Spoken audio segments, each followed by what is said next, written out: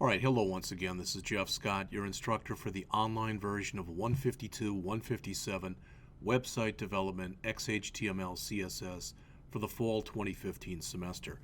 I'm going to go over the material on Chapter 6 now, and what I'm going to do is I'm going to grab some of the examples that the author's done and then just talk about them. I've already lectured on the PowerPoints, but this is a fairly important chapter because, again, it talks about the box model.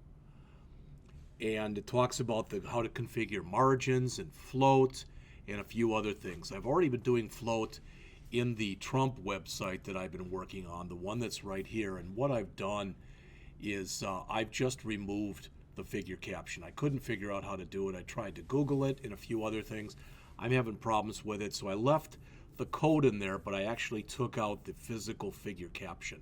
Now, if somebody has the wherewithal and wants to look for it, and can tell me the answer, I'm not too proud to ask for some help.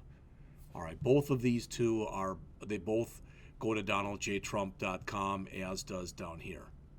All right, again, I'm making this stuff up. This stuff was actually taken from Wikipedia and this from Google Images, but you know, it's a mythical website. All right, so again, we're into Chapter 6, and we've talked already about the box model, but let's talk about it one more time. This is your content. So anything that you put in, whether it's an image, whether it's a paragraph, anything that you're physically putting on a page is the content. That content will have around it padding. You may or may not put a border, but if you do, then the padding is the area between the content and the border. All right, and if you've got a border, the margin is the area really between the content and the next thing that's there, or however you want to say it. This whole thing is known as the box model, and it's been used for years. So notice you use the margin property to configure margins on all sides of an element. The margin is always transparent. All right, so in other words, you don't see it. It blends into the background however you want to look at it. To configure the margin, you can use a number, like a number of pixels or a number of ems. If you want to eliminate a margin, you configure it with 0. Now, we did do that at the beginning when we put in that reset. And notice, you can put in margin, and as we've talked about before, and I've shown you this example, it's like a clock. Top, right, bottom, left. So if I say margin and I say 20 pixels, 20 pixels, 10 pixels, 10 pixels, that means 20 pixels on top, 20 pixels to the right, 10 pixels on the bottom, 10 pixels to the left. All right, I could do it as one line if I do it that way, or I can do it as 4 different lines if I want to do it that way. So the first value does the top. If you only put in 2 of them, the first does the top and the bottom, so that's 20 pixels top and bottom, and that's 10 pixels right and left. All right, so they show you this picture here on the bottom of page 241 that they call the box model in action.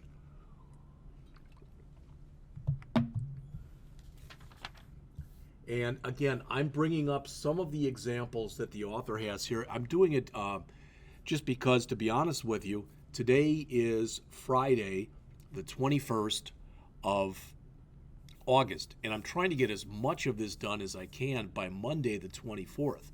Ideally, by a week from today, this course is going to be totally completed. All right, what I have done so far, just so you can see this, is I have the orientation, Chapter 1 lecture, lectures in Chapter 2 for so that was just PowerPoints, Chapter 2 PowerPoints, a couple labs, and then the class website where we started to build the Trump one. Chapter 3, same thing. Chapter 4, the lecture was a little longer, so the PowerPoints took 2 presentations. Then the 2 labs, and then, oops, I didn't want to do that. And then the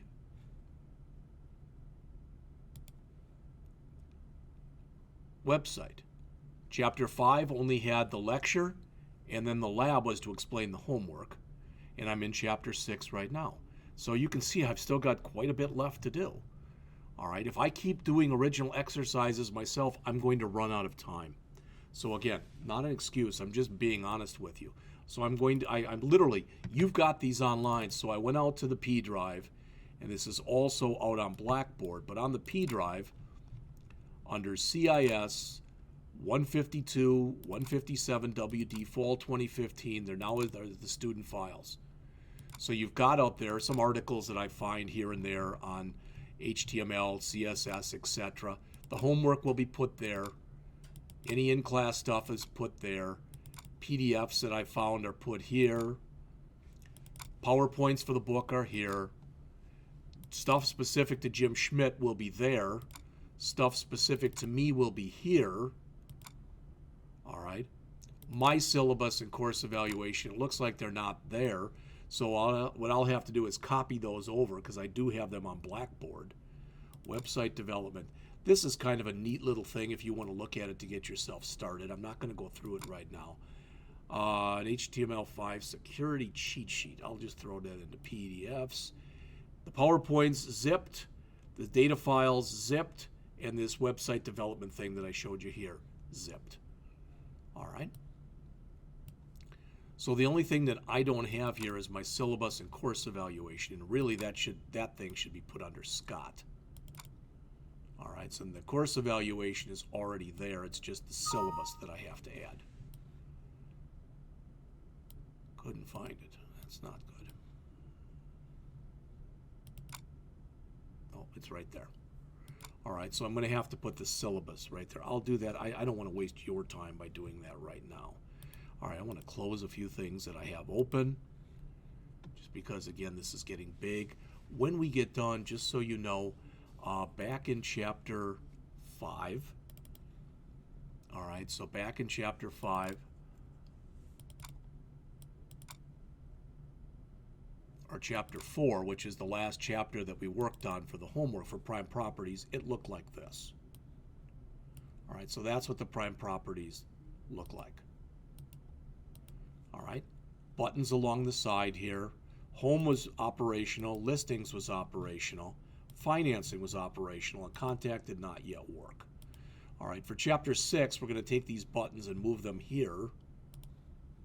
Okay, and other than that, there's not a lot of changes. Home still works, listing still works, financing still works, contact still doesn't work. All right, so that's what we're looking at doing. So the hands-on practices, I just want to bring up what the author has here, like I said. And if you think that's copping out, then I apologize in advance. How's that? So the student data files, Chapter 6. She doesn't have them broken down by practice, unfortunately. So let's see. This looks like normal flow, and I'm looking for a name that would make sense for normal flow, and I don't see it, of course. It's the starter stuff. Shim, replace, hover, blog, gallery.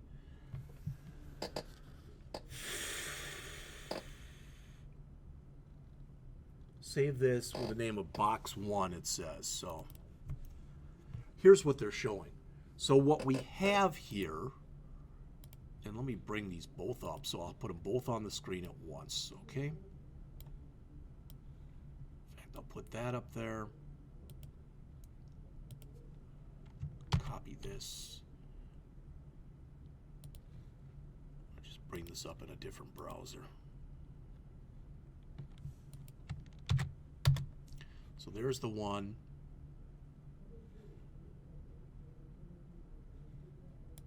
And there's the other one. So let's look at the code that makes this work. All right. So we've got two divs.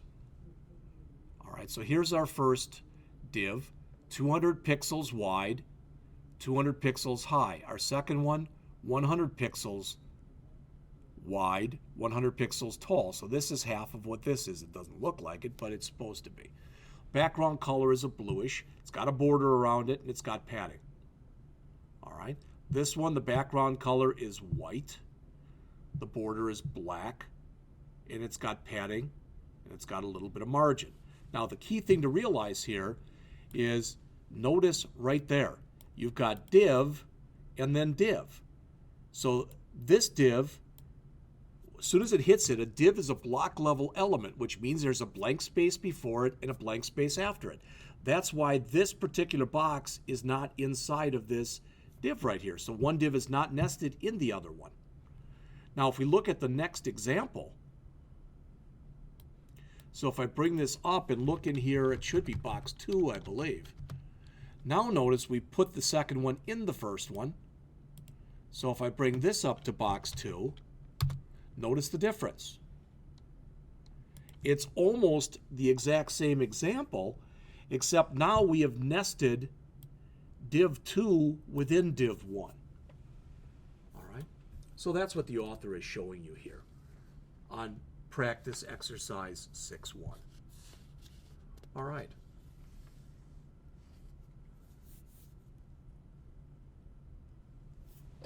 The next thing that they start talking about in here, and again, hopefully this is helping, is under the Chapter 6. Supposedly there is a folder in there that is called CH6 float, or else just float.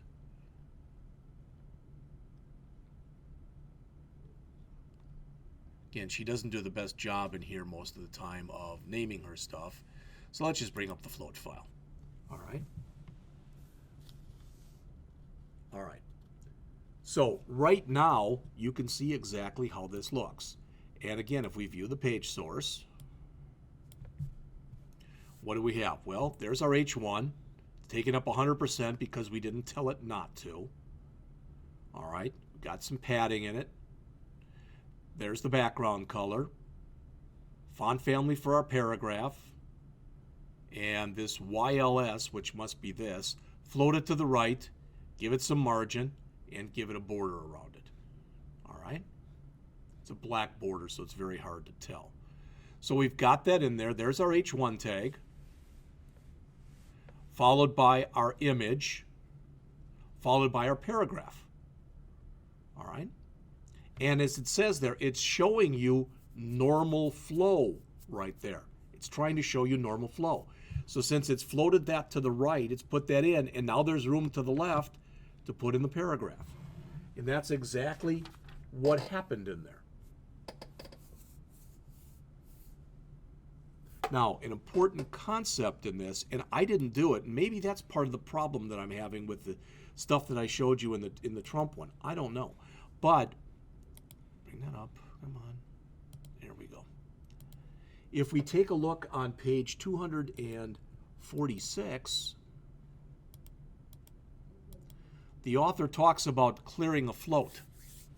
The clear property, rather, is often used to terminate or clear a float. You can set the value of the clear property to left, right, or both. All right? So you can set it like this. You can give it a class, and the author does a very nice job right here of when she's creating a class, what she's showing you is she is creating a class, and the class name is indicative of exactly what's happening. She calls the class clear left because she's doing a clear routine, and she's clearing a left float. You know, again, if she had a clear right, she would do the same kind of a thing with a clear right. All right? Now, when she starts doing this, notice what happens. She puts that in and then clears, and now the stuff is flowing to the left. All right? So the author mentions there on the bottom of page 246 and the top of 247 here, if you're not concerned about background color, another option is to omit the break tag and instead apply the clear left class across the H2 element itself. So there's different ways always of doing the same thing. The overflow property that's in here, notice what it says. It's often used to clear a float. All right? But the thing is, look at it as the old proverbial saying of trying to stick 10 pounds worth into a 5-pound bag.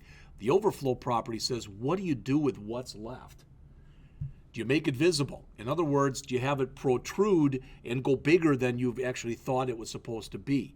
So the content overflows and extends outside of the area allocated to it. Hidden says clip it, don't show anything. Auto says if it's too big, show horizontal and or vertical scroll bars as needed. All right, and Auto says only show those scroll bars if needed, and I think Scroll always shows them. All right, I believe that's the difference between the two of them. Now, an important concept that they go through in this chapter is they start talking about Collamer layouts. This is a 2-column layout. Later in the chapter, they'll go over 3 columns. All right. In this case, unlike what I've done in the Trump one that I've been showing you, I put all of my links on the top. All right. But what they're showing here, what they're showing here is putting your links along the side. That's your navigation bar there. All right. And then everything else is in here. Now, ideally, you notice this. We've got a wrapper, and that's what everything is enclosed in. So our nav bar is in our wrapper. All right. Then we've got right col, and inside of right col is our header, our main, and our footer. Okay. And that's pretty much it. So that's what they're showing you right here, the way that they're setting this up. So when you set it up to begin with, it's not, of course, going to look like this until you apply the CSS to it. So they come in and for the wrapper, notice the width is 80%. So they're putting some area on each side of it. Margin left auto, margin right auto to try to center, and they're setting the background color. So this is the wireframe that's going to end up looking like this. Hopefully that makes sense.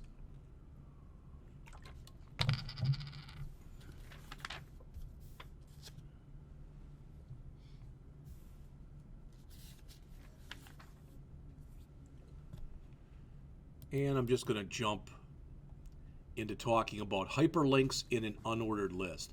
Most of the time when you go in and you create, kind of like what I have here. What is that? That's an unordered list. And in that unordered list, what I did right here was I took away whatever the styling was. So in other words, I got rid of having a circle or a square or a disc, whatever. I got rid of all of it, and that's oftentimes what you do. Whether the list will be horizontal like mine is, or vertical as they showed in the book.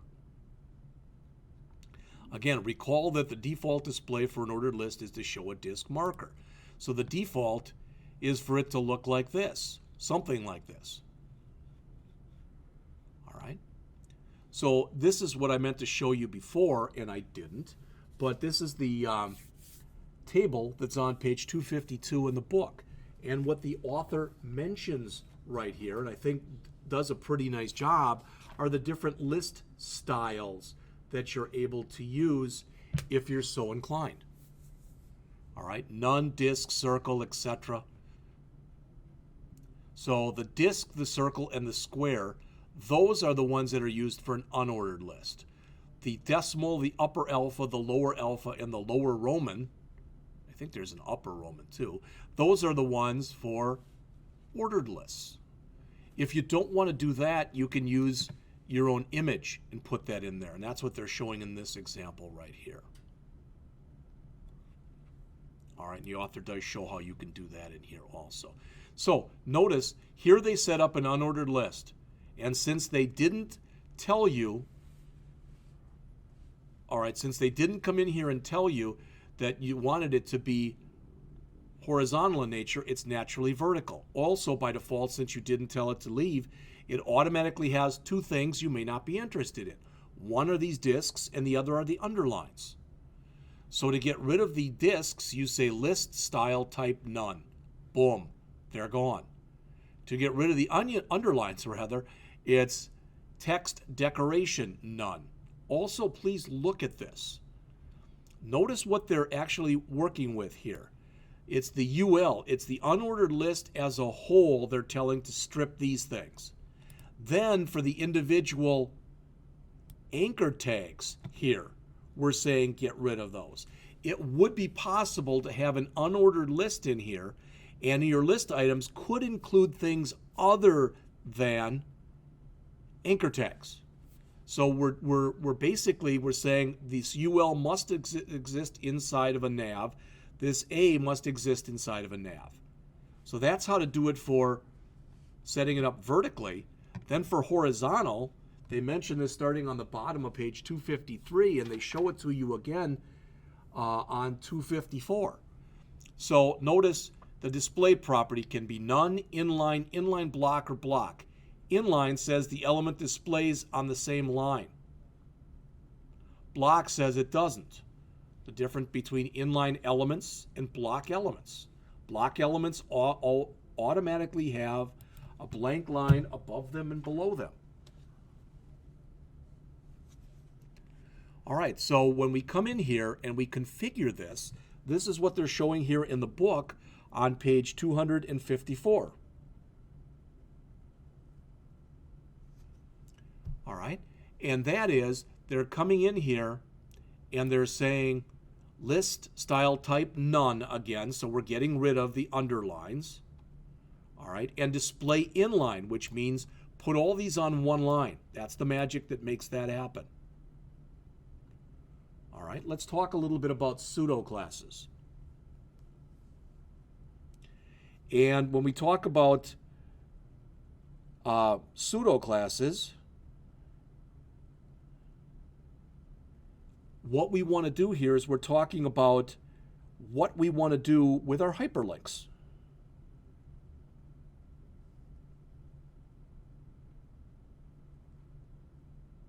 Okay, and what we're saying here is, oops, I'm sorry. I'm getting a text in right now and it's bugging me, all right? So let me just quick fix this. Turn this off on my phone.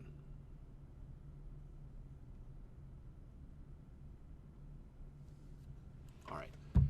So we've got link, we've got visited, we've got focus, we've got hover, and we've got active. Let's look at quickly what these are for. It says, have you ever visited a website and found that the text hyperlinks change color when you move the mouse pointer over them or after you've already clicked on it, etc.? Those are the CSS pseudo classes. Link is the default state, so if it has not yet been clicked. So in other words, there's the default state right there for most links. They're blue. They're also typically underlined. Visited is if you've default state for a visited link, so you've clicked it already. Focus is when it has the focus. Hover is when you're just putting your mouse and hovering it over it, and active is when you actually click it. All right? So you can do all sorts of different things with this. The author shows an example in the book on page 255 where she comes in and says, look at where it says print this page. All right? So notice the link, the color she makes red. The text decoration for hover says none, so when you hover over it, when you haven't clicked it yet, it's red.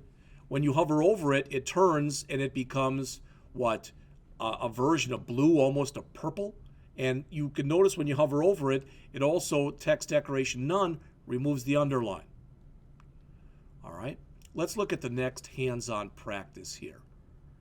All right, so they say save the file as XHTML in your Chapter 6 hover folder. So let's take a look at what they have there. Again, I apologize if it seems like I'm copping out here, and I might go back and start doing some more of this later, but I wanted to get through at least by the end of the day today, chapters 6 and 7, and ideally 8 also. So we'll see how it goes as we go on. All right, so let's take a look at what the author has in her files here. All right, so this is that lighthouse thing. Again, I wish she would have done a better job of naming all this stuff, but she doesn't. All right, so open a text editor and we have an index. We don't even have an index file. So I don't know if she's even done these.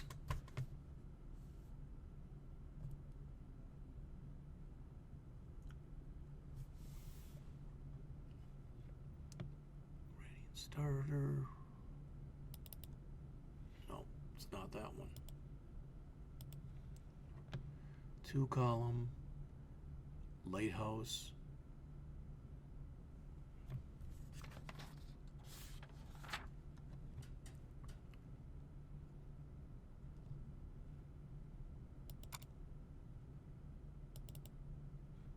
Okay, maybe that's it. I don't know. But let's take a look at some of the stuff that she has in here, okay? You'll notice this is wireframed up similar to what she showed before. This is a 2-column layout. Along here, we have our menu. This area that's in white here is our content area. So this is our header area. This is our nav area. This is our kind of our main area. And there's our footer area. All right. So if we go back and we view the page source on this, again, hopefully I can bring them both up here. I guess it doesn't like it when I do it that way. Let's do this.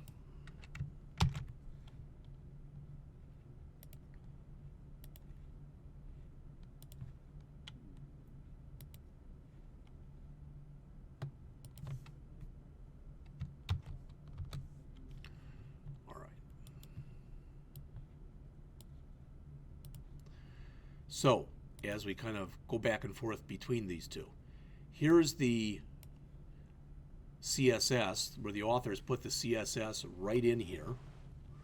All right. And you'll notice the way that she's got this set up. This is what I wanted to show you. ID of wrapper starts there, ends down at the bottom. Okay. Inside of her wrapper, she's got her header area. So header, Lighthouse Island Bistro, and the best coffee, whatever it is, you know, the ID, etc. So that's this. Okay. Now, if we look at that header area and we look at how it's been set up,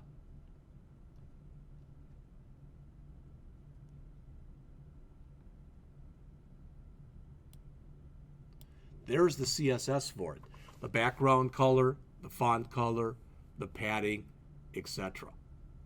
All right. So that's how it's been set up. Next, we have our navigation area, which is right here.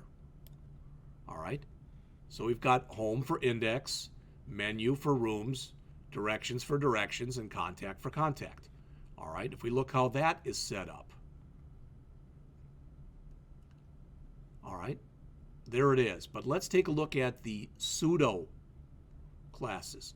Color, FFFFF. That means it's white. All right, so that's the natural color. Once it's been visited, it's EA. So let's click on one of these.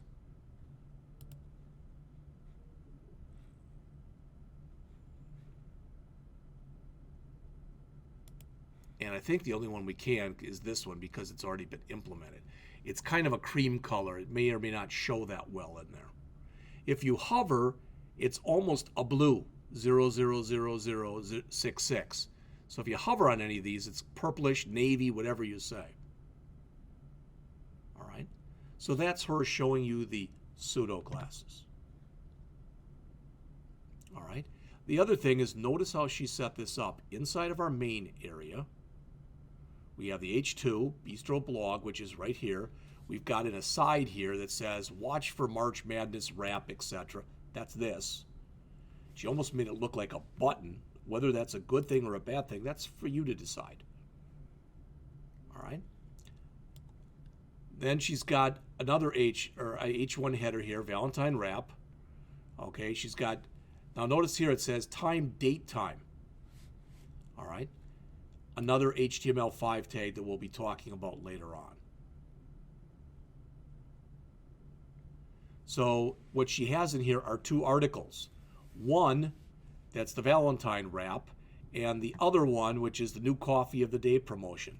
What she's doing is she's laying this out the way that you're supposed to be laying out an HTML5 document.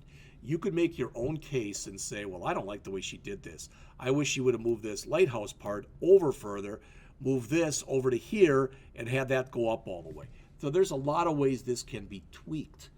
All right, there are a lot of ways you could make it better, okay, if you indeed thought that that was making it better.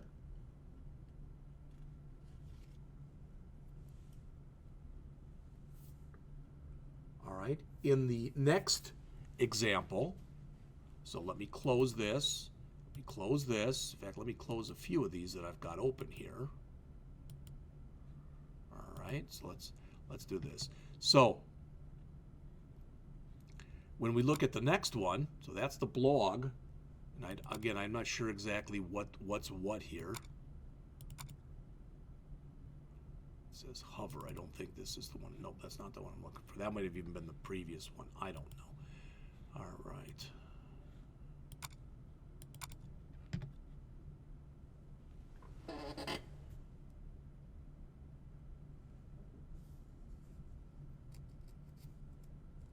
She moves this stuff over, all right, to the other side here. That's what I wanted to show you. And I don't think this is it either. Yeah, okay, this will work. Notice how now the whole thing shows here, and this looks a little bit nicer right there. Again, you may or may not agree. All right. So this is practice 6.5 that's shown in the book. All right. Now, she's got an image gallery in here also, and I don't want to talk about the image gallery now because I think it'll make more sense for us to talk about it when we get to chapter 14, which is the end of the book, because by that time we'll have gone over some JavaScript and some jQuery, and we'll be able to do this, I think at least, in a much easier, much better way. All right, so I'm jumping all the way to page 267, and on that page, the author talks in there about practice 6.7, where the author talks about doing some work with positioning.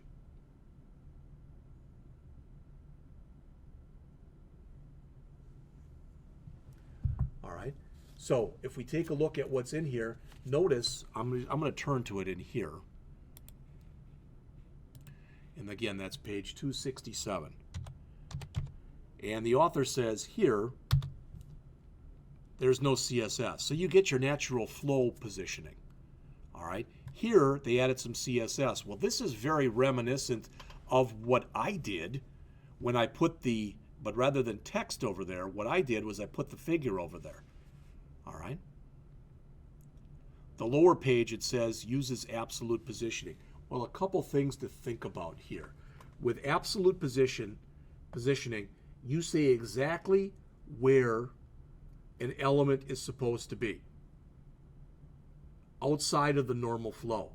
So if you have something that's absolutely positioned, it's going to be there, and it's always going to be right there. All right, literally, it will be right there if that's indeed what you want to have happen. So this practice that's on pages 267 and 268 shows these screenshots, and it doesn't do much more, so I'm just going to hold off on it there. All right. Okay, let's check our time here. All right, we're at 33 minutes, so I'm going to break this up into 2 lectures. I'm going to stop right now and then start it up again in just a minute.